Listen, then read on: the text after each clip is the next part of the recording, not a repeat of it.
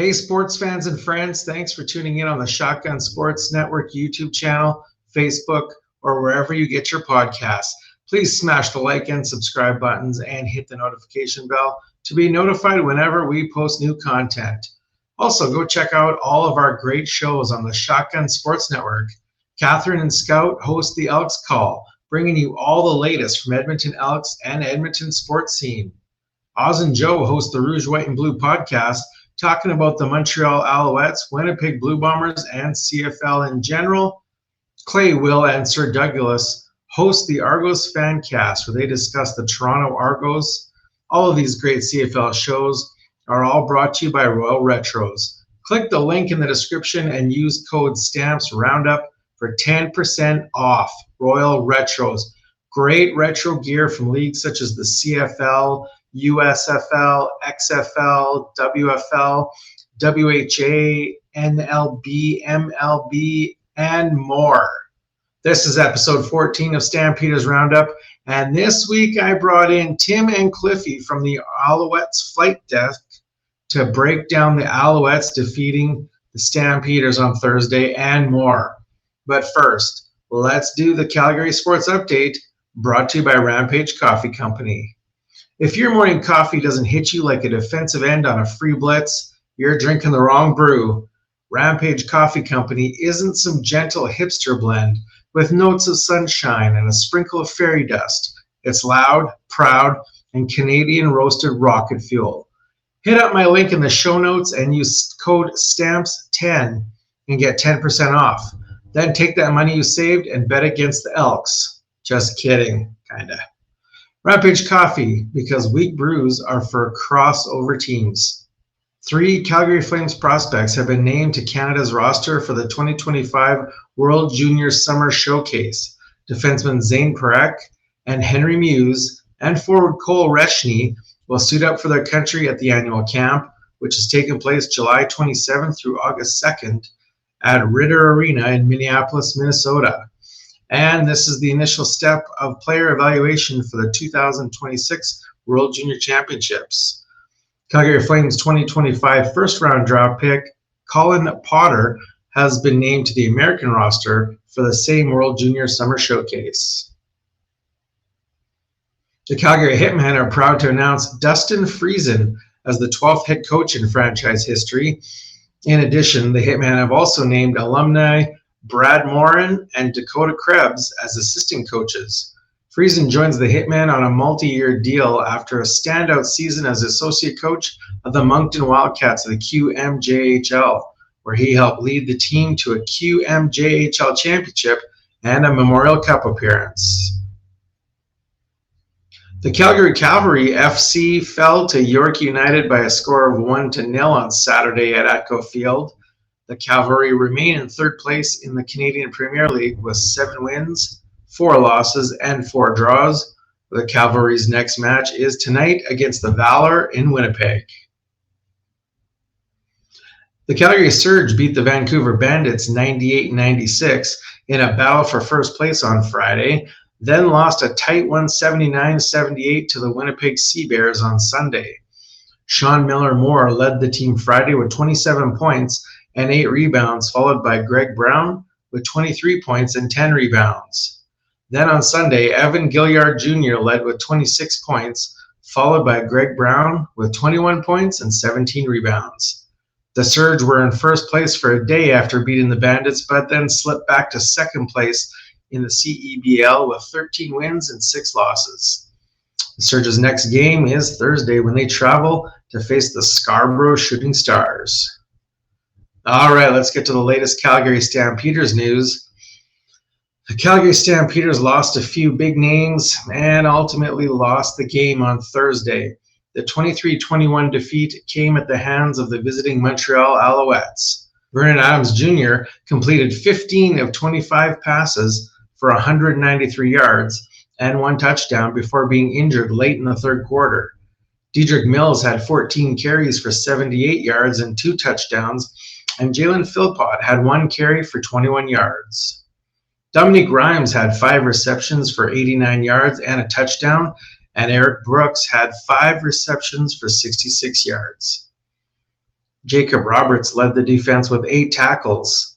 Fullerin Ormade had a sack, and Adrian Green had an interception before also being injured. Rookie receiver Damien Alford also went down with an injury after putting up great numbers in the last few games. Vernon Adams did practice earlier this week and will possibly be ready for play this week. Stampeders' next game is Thursday in Ottawa to face the Ottawa Red Blacks. Go check out stampeders.com for more reactions, interviews, stats, news, and more. Sports fans and friends on YouTube, don't forget to like, subscribe, and hit the notification bell to be notified when we go live or post. And like and follow at Stamps Roundup on Blue Sky, Facebook, Instagram, and TikTok. Now let's get to my chat with Tim and Cliffy from the Alouettes Flightdeck. All right, the Stampeders lose a heartbreaker, 23-21 on Thursday night over at the hands of the Alouettes, Montreal Alouettes. I have Tim and Cliffy from the Alouettes Flightdeck podcast to discuss the game. Guys, welcome to Stampeders Roundup. Thanks for having us. Thanks for having us. Yeah, so I guess we'll just kind of break down the game little by little here, and we'll kind of comment as we go. First quarter, Dedrick Mills rushes for 7 yards on one play and then carries 4 other guys with him, another 7 yards. Tell us a little bit about the Al's defense and stopping the run game, because I saw a few plays where they were just not able to stop. It's kind of interesting. I had said that Dedrick Mills is one of those players you absolutely have to key on because he's just dangerous, and he's been that workhorse bell cow running back for the Stampeders for the past few years, and has just done an absolutely outstanding job as a result. And proof positive was this past Thursday. You're right; it took an army to bring him down. That's incredible. And it's funny. Last year, Montreal's run defense was suspect at best. It was still a very powerful top tier defense, but for whatever reason, they couldn't stop the run for love nor money. And I can't figure out why it was like that. But this year, I feel like they've gotten better at it. But at the same time, you see a play like that. It just goes to show, keep your legs churning as a running back, because you never know when it's going to come, and just getting those extra yards. It was huge. Even I'm going what the hell? What does it take to bring this man down? He's just a beast. I knew he was good, but I didn't think he was carry a whole team's defense on his back kind of good. Yeah, there were a couple other plays. There was another carry where he ran into a pile of guys and just powered his way through to the end zone on his first touchdown. And then I think it was in the second quarter, I believe it was. The third quarter. Well, we're on the way to a second touchdown. He just ran over a defender. So I honestly didn't think that Montreal's defense was that bad. In this game, they didn't look terrible. No, they didn't look terrible. Montreal is, second in the league when it comes to rushing average. So I think so, yeah. As Cliff said, last year it was a little suspect, but this year it's gotten a little bit better. So we've had our own questions on our side of the ball when it comes to rushing, but I don't think there's really been any issues yet, any glaring issues yet for the Alouettes run defense. But every team's going to have a game. That's the thing. And Calgary was on their way to having a game. Just didn't seem to. Sounds familiar. Didn't seem to continue using that running game to their advantage. Yeah, McLeod Bethel Thompson, first quarter throws a pick to Adrian Green, who's having a hell of a season, but then gets injured in the game.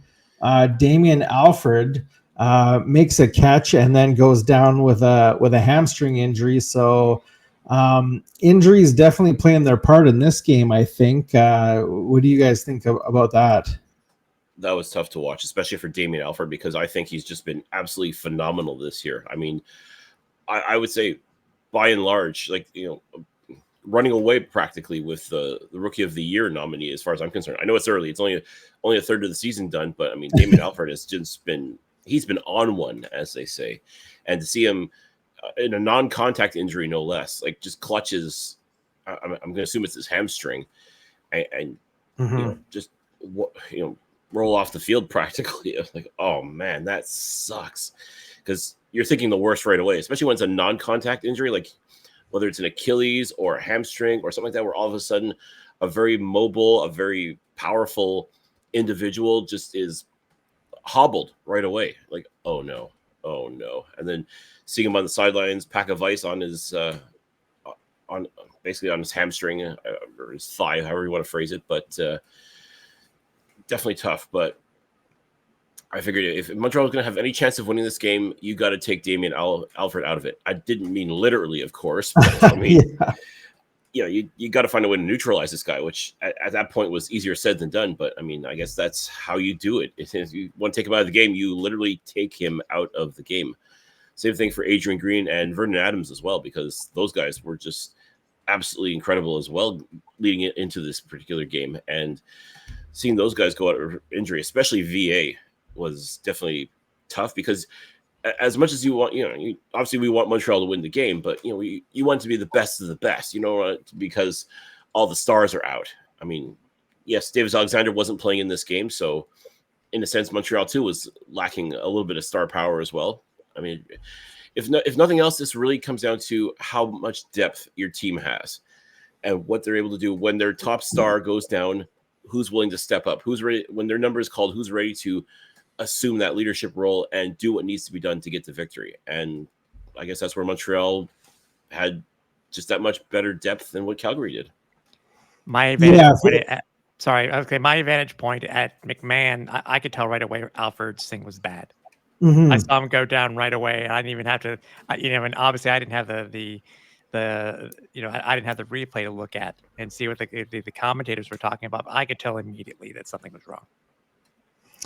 Well, if there's any good news there, I think it's that I believe he did walk off on his own. And I mean, if the guy's walking, from my point of view, it doesn't seem that bad, but I guess things could get worse.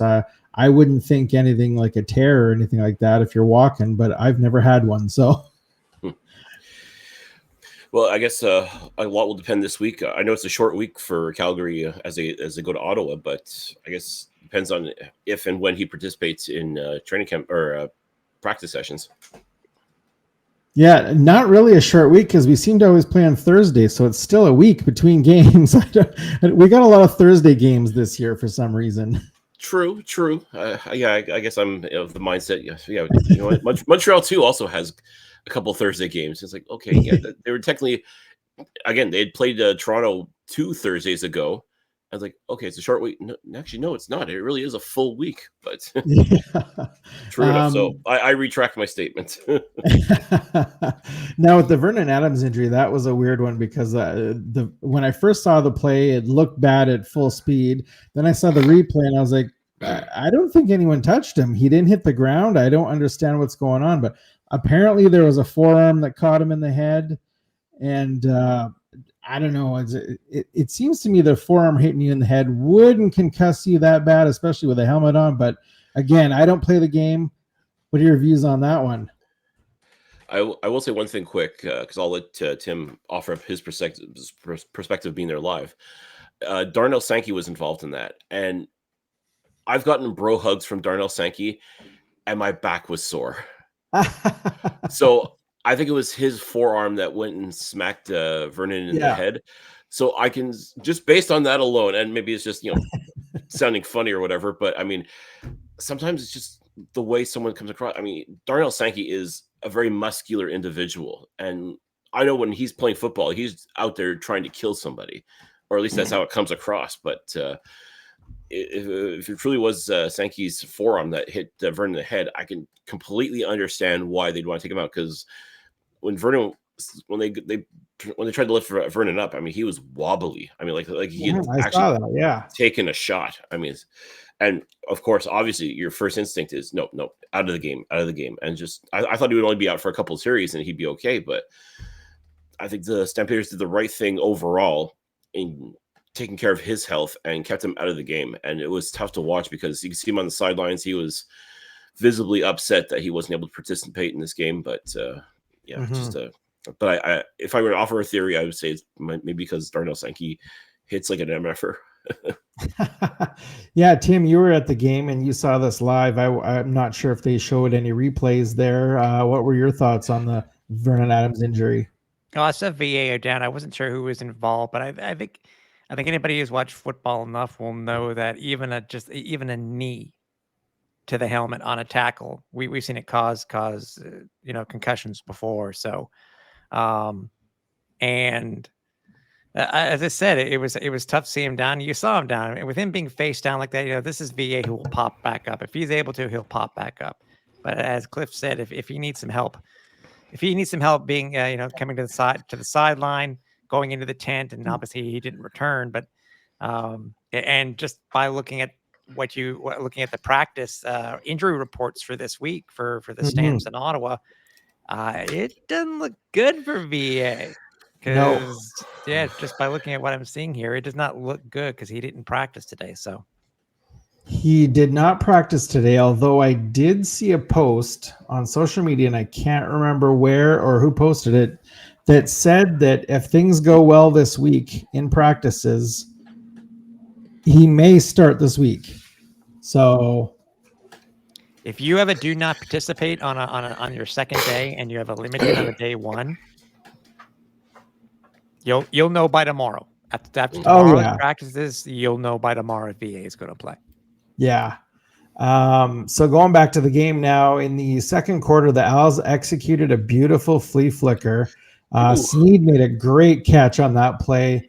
Owls only come out with a field goal, though. What was it like seeing that play live?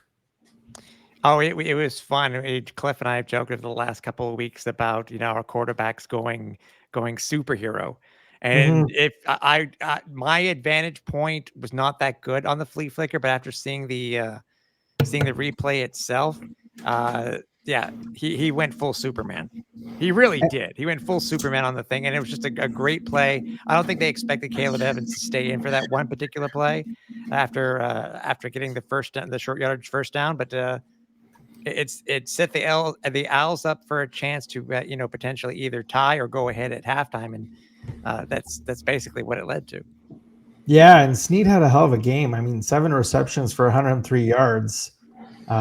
He had himself a game, that's for sure.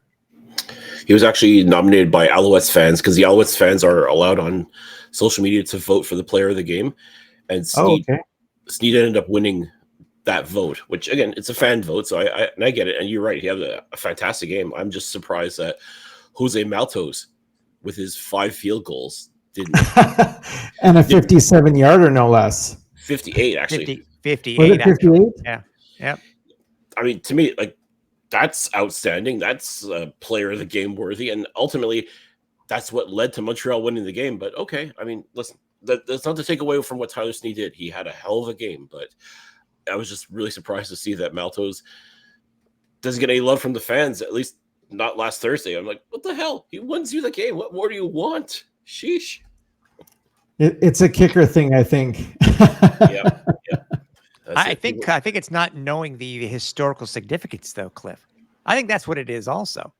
In the moment of choice, moment of choice, wide receivers that have the most yards. Okay, check.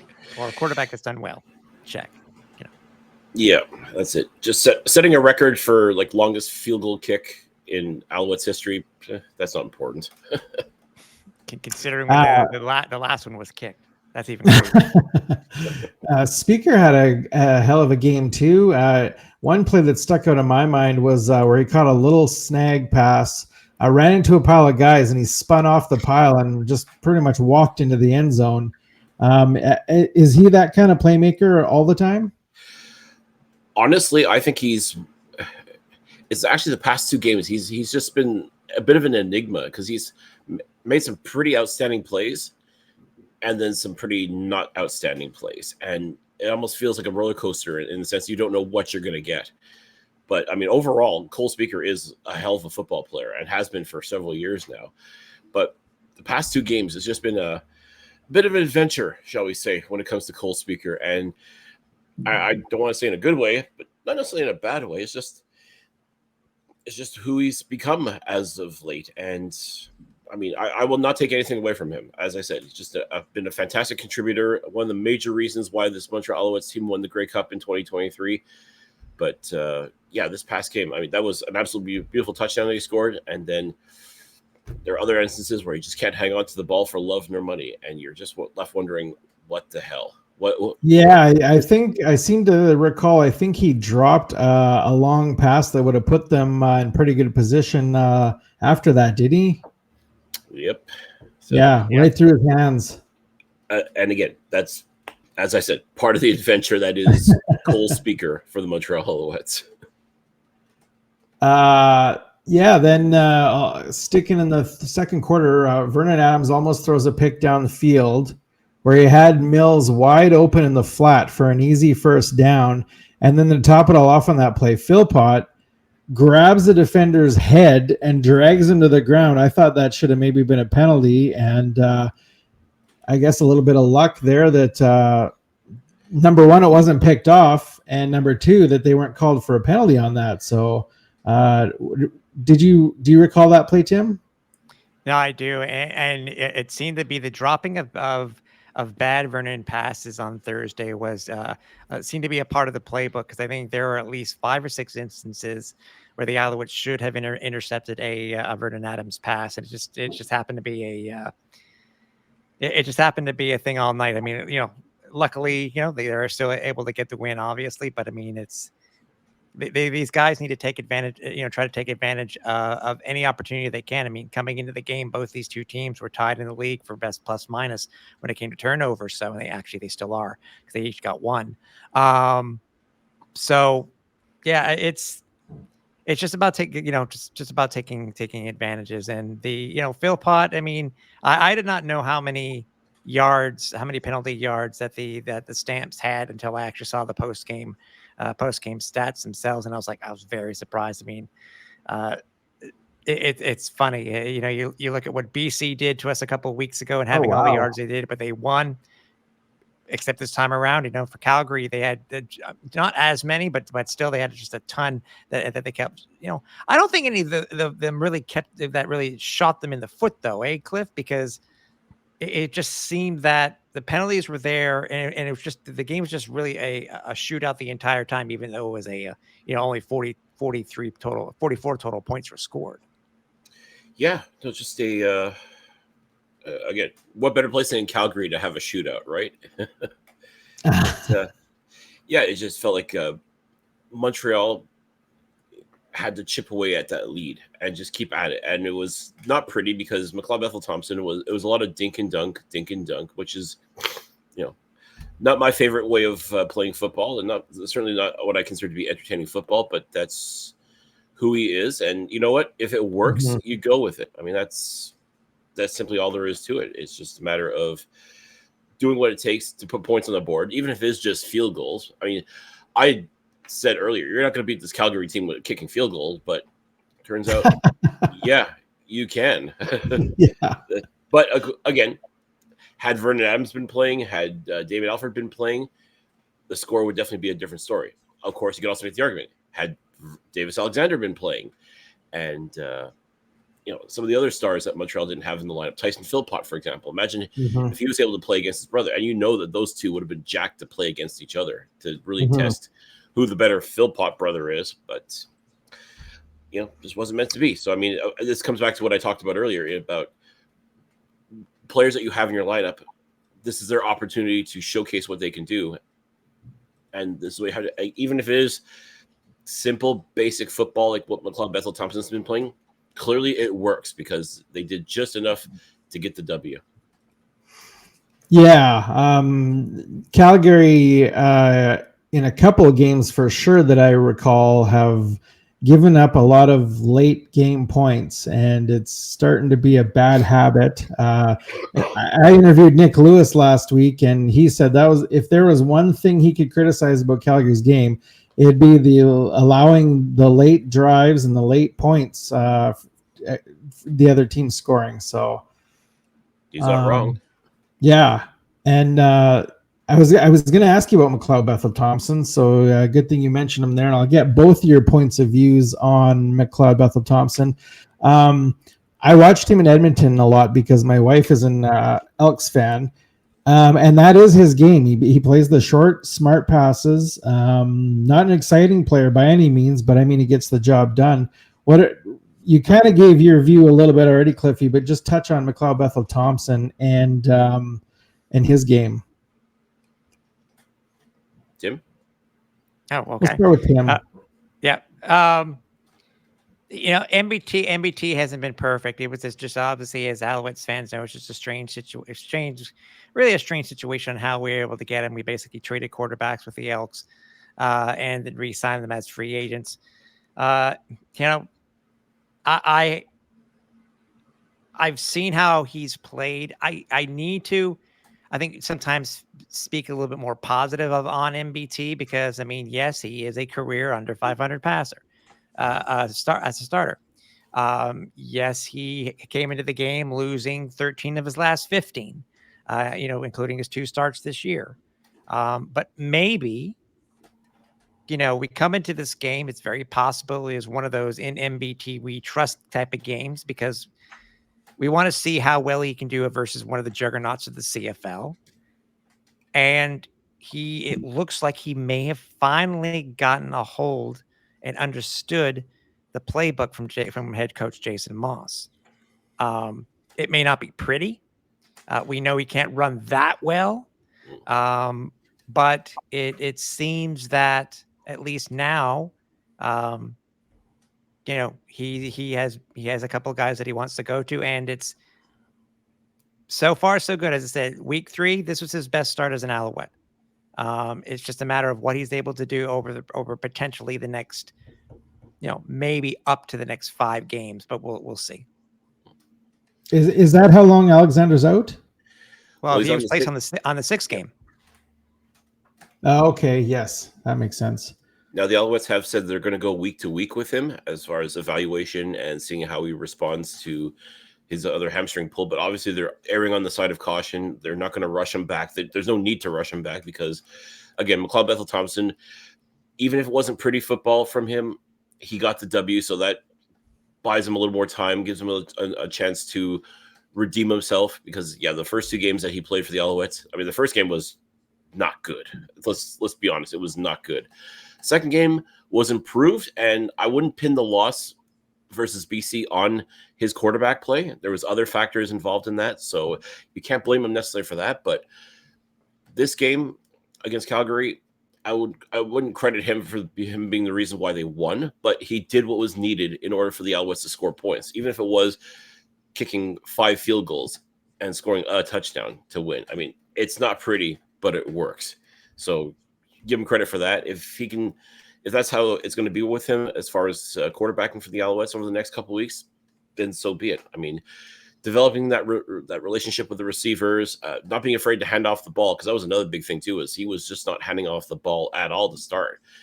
And then once he discovered, oh, hey, I've got some pretty good running backs in my lineup, then all of a sudden you hand them the ball and they can do some pretty magical things if you give them half a chance. So as long as MBT understands, realizes that, and keeps doing what he's been doing, at least against this Calgary defense, there's no reason why he can't do it against, we've got Saskatchewan, Edmonton, and BC coming up over the next couple of weeks.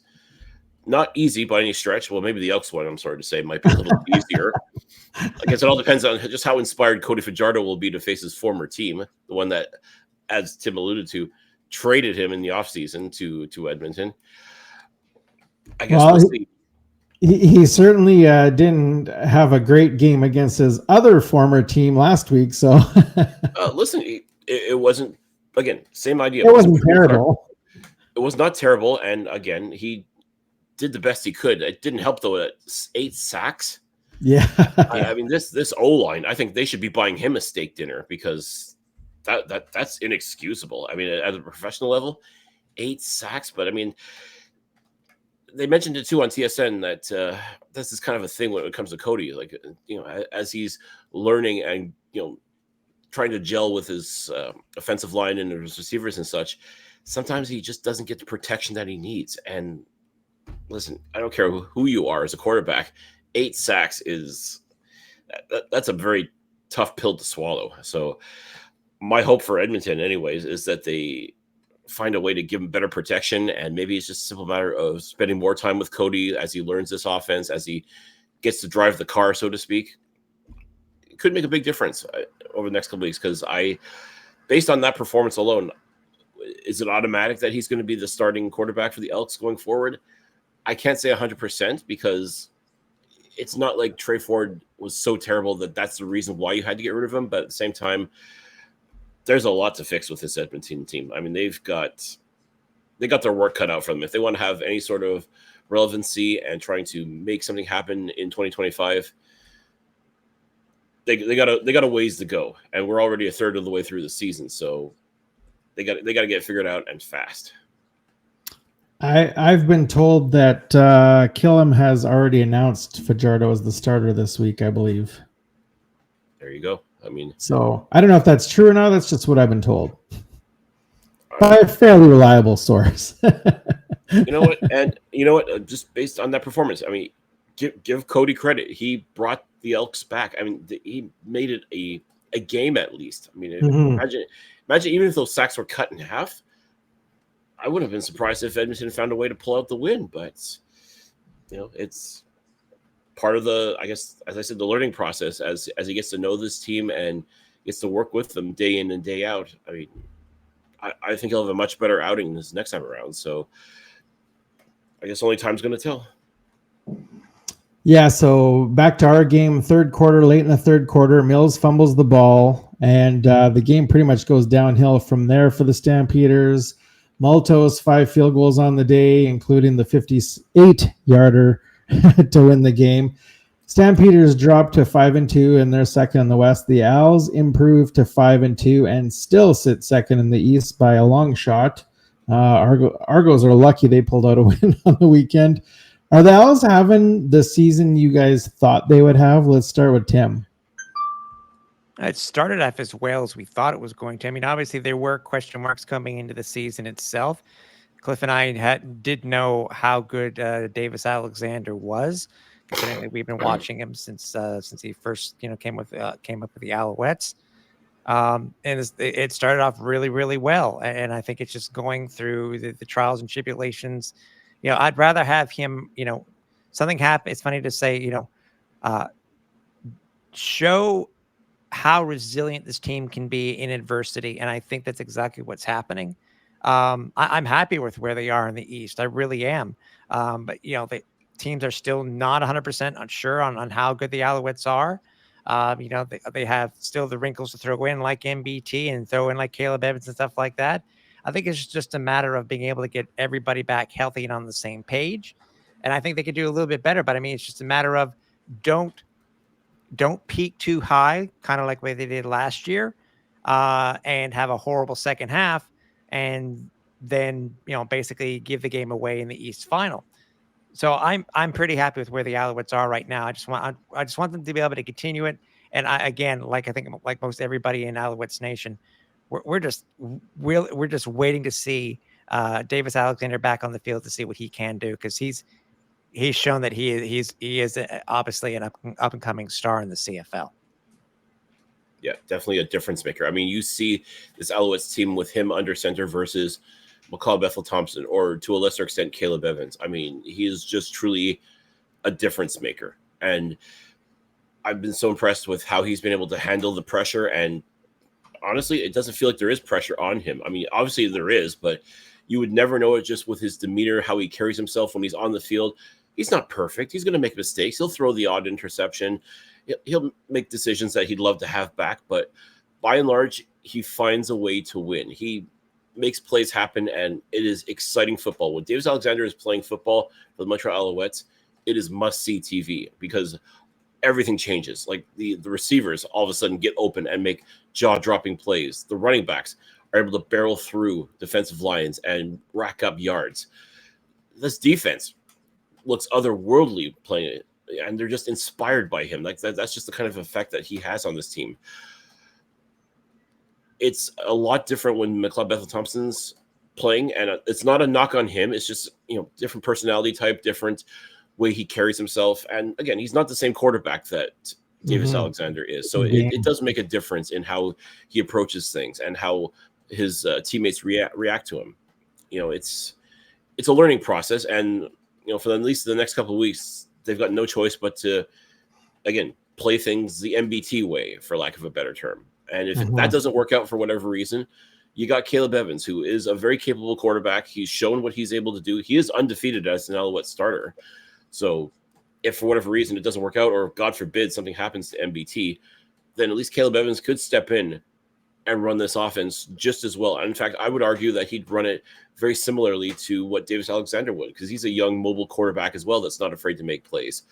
Whereas MBT is more the pocket passer, keep it safe, dink and dunk your way downfield if you have to. I mean, not pretty, but it gets the job done. So overall, I'm pretty pleased with where this Alouettes team is.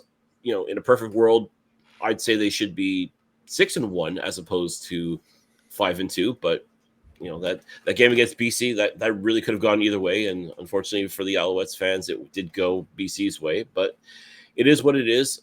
There's still 2/3 of a season left, and the opportunity for Davis to come back, reassume his leadership role, and if he's able to do that, this Alouettes team, it truly is, as far as I'm concerned, unstoppable. So if the Owls lose this week or next week, do you see Caleb Evans coming in to start a game, or you don't think they're going to stick with McLeod until Alexander's back? I guess it all depends on how badly they lose. If they're getting destroyed, then you'd have to make the change. I mean, what's the definition of insanity? Doing the same thing over and over again and expecting different results each time.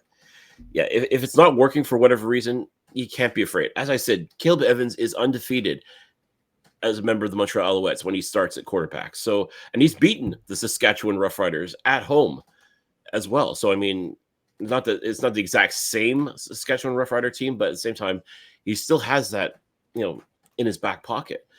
So, I mean, this Alouettes team cannot be afraid to go to Caleb Evans if they need to. I mean, again, I think at this point, though, MBT has won the confidence and trust of Jason Moss and the coaching staff. And, he's going to get into little funks. He's going to, things are not going to go his way. And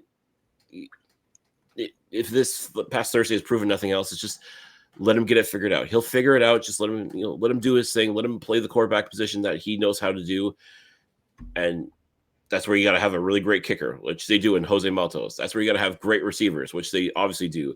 You got to have great running backs that can help out the quarterback, which they do. So it would have to take a Herculean collapse for MBT, I think, to be, taken out of the lineup. But at least knowing that you have Caleb Evans there, if you truly need him, I think that's going to give the Alouettes that confidence. And, at this point, all we can do is hope for the best. And that's the thing. We want MBT to be the best version of himself possible. We want this Alouettes team to put together the best team out on the field and play every game and do everything they can to win every game. So really it just comes down to execution more than anything else. Yeah, so before the season even started, I predicted how the standings would go, and this is what I had. So I'm not far off here. I got Hamilton, Montreal, Toronto, and Ottawa so far correct. Saskatchewan and Calgary, flip them and flip Edmonton and BC, and I'm pretty much right on track here. With that being said, I got to ask you guys, any surprises so far this season in the CFL to you guys? Calgary. Calgary. I can't say that simply because I do believe in Vernon Adams as a quarterback. Again, we've been Vernon Adams fans for a long, long, long time. Like same as I did with Davis Alexander. From the moment he came into camp, we knew there was something special about this guy. And all he's done is proven it over the years. He hasn't been, again, not perfect. He's bounced from team to team, and it always feels like he's getting a raw deal. No matter where he goes, it always feels like he's getting the bum's rush from the organization for reasons one can't truly understand. But I mean, I said, okay, you know what? Calgary's got some they got some horses, no pun intended, but they can do something here. We'll just you just have to wait and see. And sure enough, I think this Calgary team, as it stands right now, as long as everybody's healthy, they can definitely compete, and they have been competing and looking very good in the process. I think if there's a surprise, it's how Winnipeg has sort of, I won't say fallen off the face of the earth, but man, they've been reeling over the past couple of weeks. And I mean, if anyone's going to get their act together in time for the playoffs, it would be Winnipeg. But as it stands right now, like, I'm surprised at just how they've been manhandled by Calgary twice, Toronto this past weekend. But it's quarterback, Cliffy. It's quarterback. That's the thing. Whether it Kalaris or Strevler, they've seen the playbooks. So Winnipeg doesn't really surprise me. I mean, Hamilton, I think, has kind of surprised me a little bit. I mean, this is the Bo Levi Mitchell who last year was it last year who was pulled in Montreal in the second half, and look what he's done since then. Ever since being reasserting himself as the starter in Hamilton.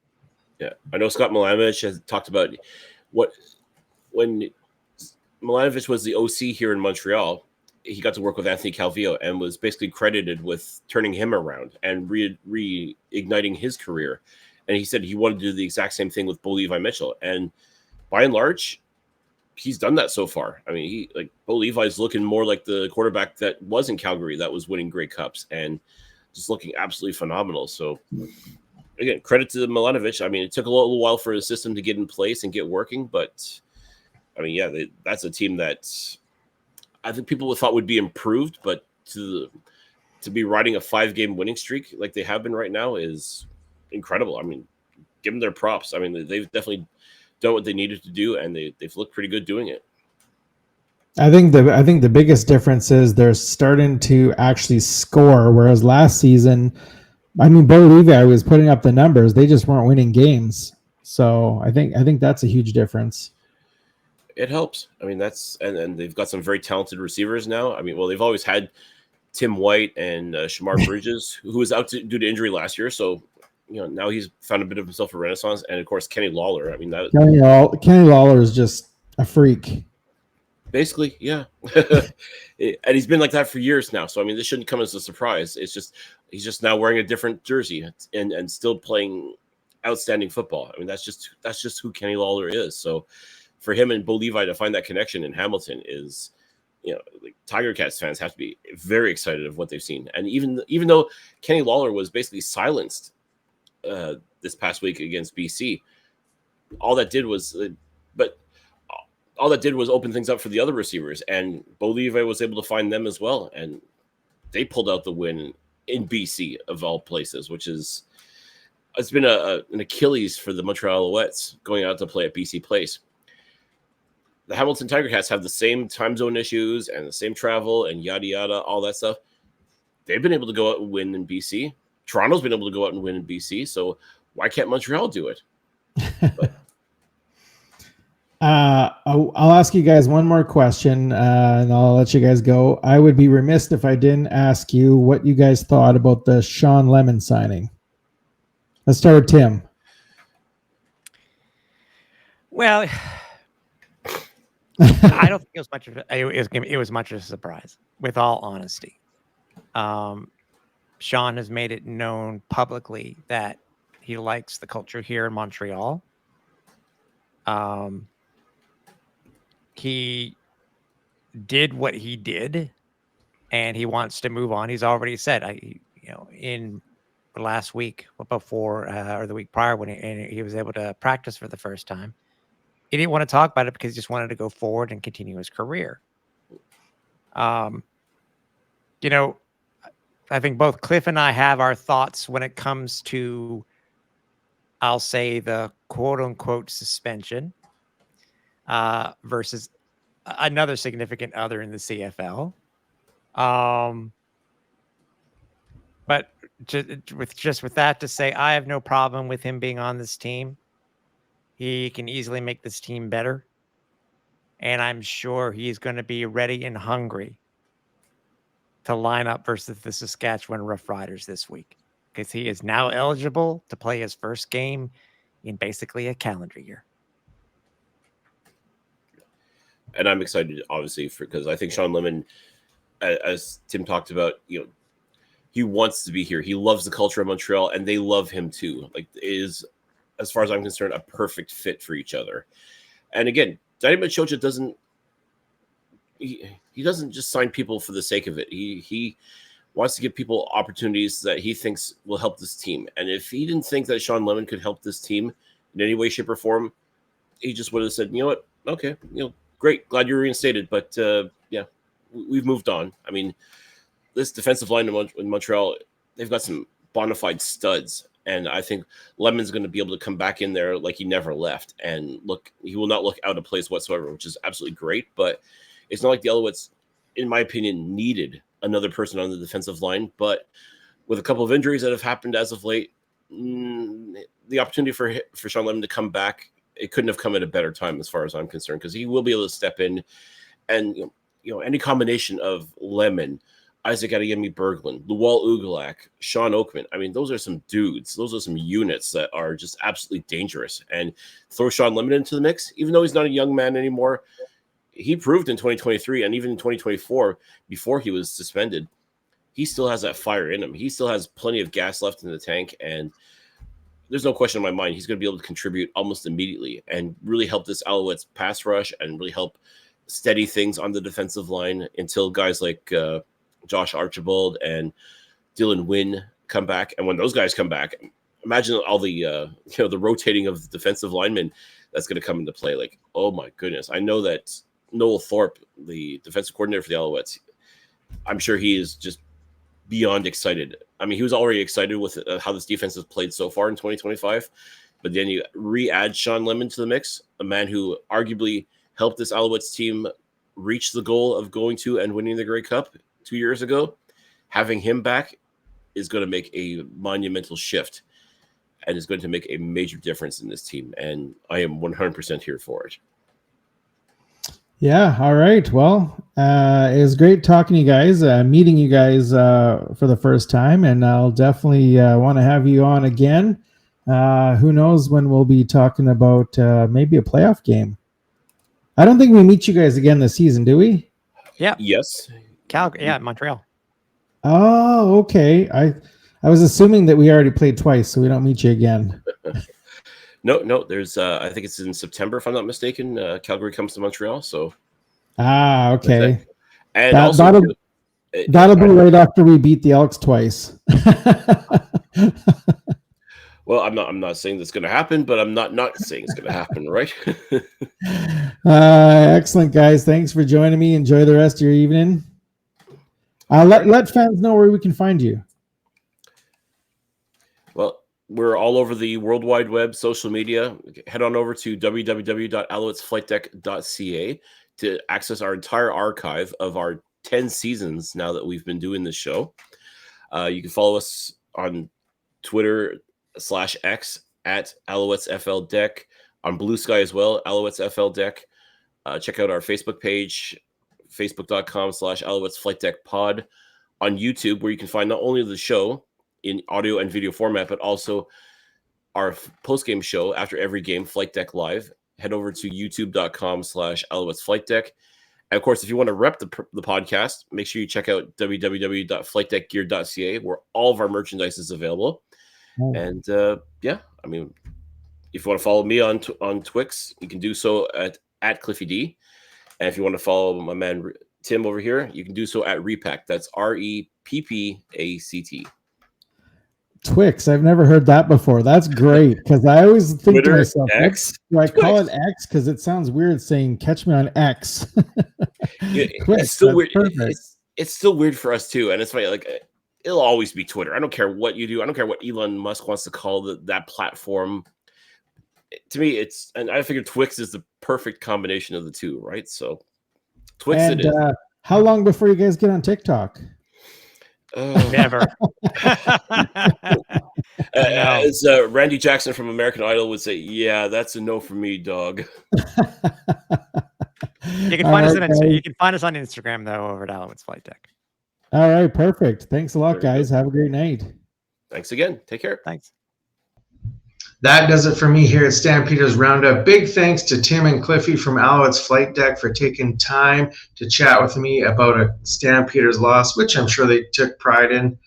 Go check out all the great CFL shows on the Shotgun Sports Network, including Argos Fancast, Rouge, White, and Blue, and the Elks Call. From myself and my friends at the Shotgun Sports Network, thanks for tuning in. Here we go!